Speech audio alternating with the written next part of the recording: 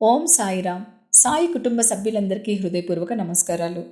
ఈరోజు పెళ్లి రోజు జరుపుకునే వారికి, అలాగే పుట్టినరోజు జరుపుకునే వారందరికీ ఆ సాయినాథుని కరుణా కటాక్షాలు మీ పైన సదా ఉండాలని మనస్ఫూర్తిగా కోరుకుంటున్నాను. అలాగే మన సాయి కుటుంబ సభ్యులందరికీ బాబా గారి కరుణా కటాక్షాలు ఉండాలని మనస్ఫూర్తిగా కోరుకుంటున్నాను. ఒకప్పుడు నిన్ను వదిలేసిన బంధం ఇప్పుడు నీ గురించి ఆలోచించడం మొదలుపెట్టాడు. నేను చెప్పేది పూర్తిగా ఆలకించు. బాబాగారి సందేశాన్ని వినబోయే ముందు నాదొక చిన్న రిక్వెస్ట్ అండి.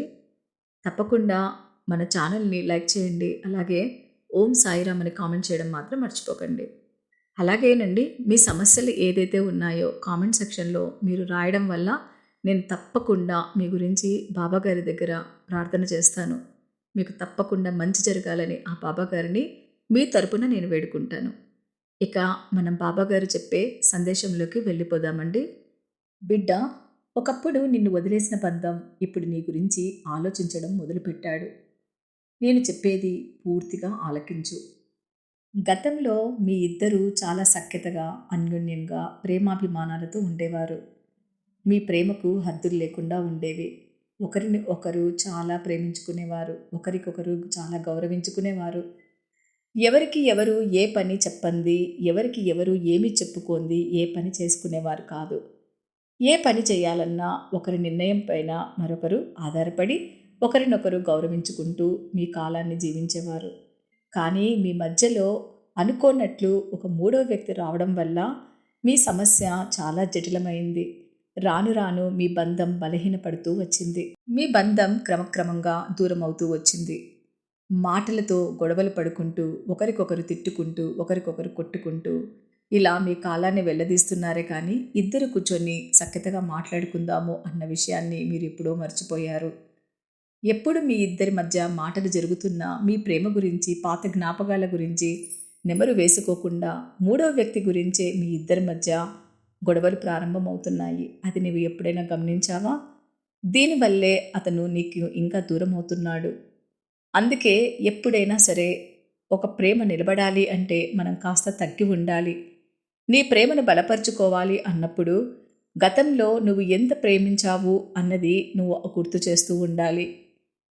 ఎదుటి వ్యక్తి నీ పైన కోపంగా ఉన్నప్పుడు, ఆవేశంగా ఉన్నప్పుడు నువ్వు తగ్గి ఉండడంలో తప్పు లేదు కదా. మళ్ళీ మీ అనుభూతులని మీరు పంచుకోవడంలో తప్పు లేదు కదా. ఒక్కొక్కసారి అలక మంచిదే కావచ్చు, కానీ అది శృతి మించిపోయినప్పుడు బంధం తెగే వరకు వస్తుంది. అప్పుడు మూడవ వారికి మీరే దారి చూపించిన వారు అవుతారు. మీ జీవితాలలోకి ఆహ్వానించిన వాళ్ళు అవుతారు. ఆ విషయాన్ని నువ్వు విస్మరించుకున్నావు. చీటికి మాటికి, చిన్న విషయానికి, పెద్ద విషయానికి అనుమానంతో గొడవలు పడుతూ ఉండడం వల్లే ఈరోజు మీ బంధం తెగేదాకా వచ్చింది. ఆ విషయాన్ని నువ్వు ఒక్కసారి అర్థం చేసుకో. జరిగిన విషయాలన్నిటినీ ఒకసారి జ్ఞప్తికి తెచ్చుకో. వదిలి వెళ్ళిన బంధం నీ గురించి ఆలోచించి మళ్ళీ నీ వద్దకు తిరిగి వచ్చినప్పుడు, నిన్ను చూడాలని ఉంది అని చెప్పినప్పుడు నీవు దాన్ని తిరస్కరించకు. గతంలో జరిగిన అన్ని మధురమైన జ్ఞాపకాలని ఒకసారి ఇద్దరు కూర్చొని గుర్తు చేసుకోండి. మీ బలమైన బంధం ఇంకా బలపడుతుంది. దానివల్ల మూడో వ్యక్తి దూరం అవుతారు. ఈరోజు తన మనసంతా చాలా భారంతో, చాలా వేదనతో కుంగిపోయి నీ వద్దకు రావాలనుకుంటున్నారు. అలాంటి బంధాన్ని నీవిప్పుడు చేజార్చుకోకు. గతాన్ని పొడిచి పొడిచి లేవనెత్తకు. గతాన్ని మరిచిపో. మీలో ఉన్న గత భావాలలో ఉన్న మధుర జ్ఞాపకాలను మాత్రమే గుర్తు చేసుకో. అనుమానపు బీజాలను పక్కన పడేసేయి. నీవు ఇంకా అనుమానిస్తూ గట్టిగా అరుస్తూ ఉంటే అతను ఎప్పటికీ మళ్ళీ నీ దగ్గరికి వచ్చే అవకాశమే ఉండదు. అందుకే నీవు ఈసారి చాలా జాగ్రత్తగా ఉండు. ఈరోజు ఒక వ్యక్తి మీ మధ్య వచ్చారు అంటే దానికి కారణం 100% నీవే. ఎందుకంటే తను ఎంతో ప్రేమగా నీ దగ్గరికి వచ్చినప్పుడు, నీతో మాట్లాడాలనుకున్నప్పుడు నీవు వ్యవహరించిన తీరు సరిగా లేదు. నీవే గొప్పదానివి అన్న భ్రమలో బ్రతుకుతూ అవతలి వారిని కించపరుస్తూ మాట్లాడుతూ ఉంటావు కొన్నిసార్లు. అలాంటి గుణాన్ని తగ్గించుకోవాలి. ఎందుకంటే అలాంటి గుణం ఉండడం వల్లే కదా ఈరోజు మూడో వ్యక్తికి మీ జీవితంలో స్థానము లభించింది. కాబట్టి ఇక ముందు ఆ పొరపాట్లు చెయ్యకు. నిన్ను వదిలిన బంధం నీ గురించి అహర్నిశలు ఆలోచిస్తుంది. రేయింబవళ్ళు నిన్ను కలుసుకోవాలని పరితపిస్తుంది ఆ మనసు. ఆ మనసును అర్థం చేసుకో. క్షమించే హృదయం కంటే గొప్పది ఈ ప్రపంచంలో ఇంకేదీ లేదు. నీ మనసు చాలా మంచిది అని నువ్వు అనుకుంటున్నావు. నిజమే, నీ మనసు చాలా మంచిది. కానీ నీ మాటే మంచిది కాదు. నీ నోటి దురుసుతనం అస్సలు మంచిది కాదు. దానిని కాస్త అదుపులో పెట్టుకో. జీవితం చాలా చిన్నది. డబ్బులు ఒక్కటే ముఖ్యం కాదు. నీ వద్ద పెద్ద ఉద్యోగం చేసి డబ్బులు ఉండొచ్చు. తల్లిదండ్రులు ఇచ్చిన ఆస్తులు ఉండొచ్చు.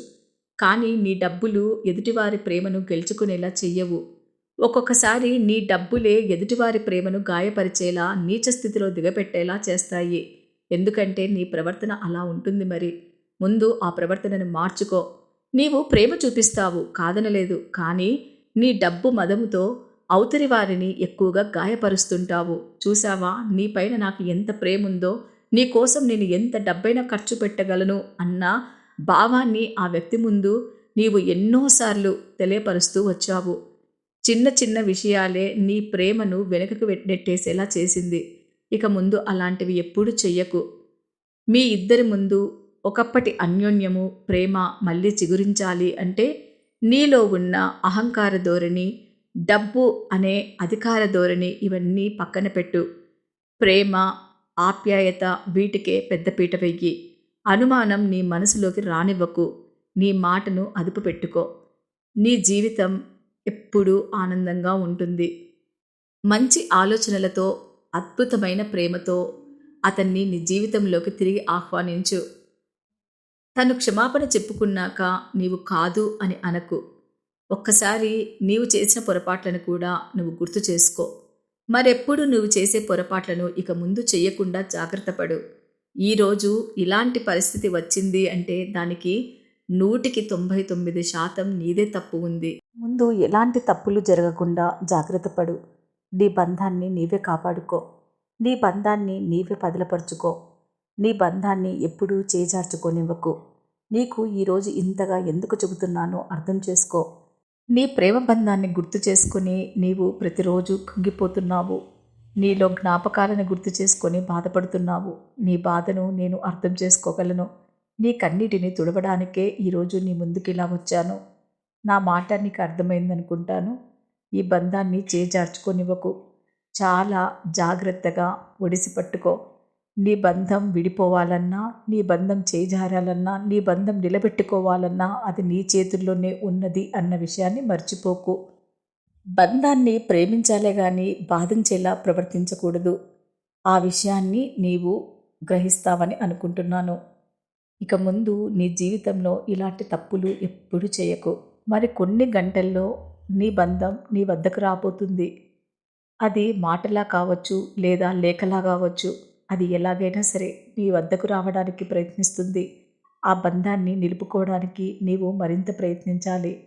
మీ బంధం సంతోషంగా ఉంటేనే కదా ఈ బాబా కూడా ఆనందంగా ఉంటాడు. నా బిడ్డ కళ్ళల్లో కన్నీళ్లను నేను చూడలేను.